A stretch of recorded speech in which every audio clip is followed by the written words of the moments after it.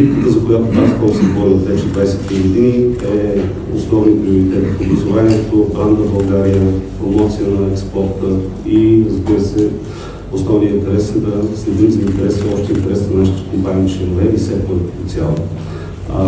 Нещо, което обаче ни е най-при сърце, нашата общност, нашите членове и приятели, сподвижници, което доста енергично и доста активно работи за тези приоритети, за това да дава обратно. И с годините вече сме 100% убедени, че работата заедно помага на целия сектор в дългосрочен план.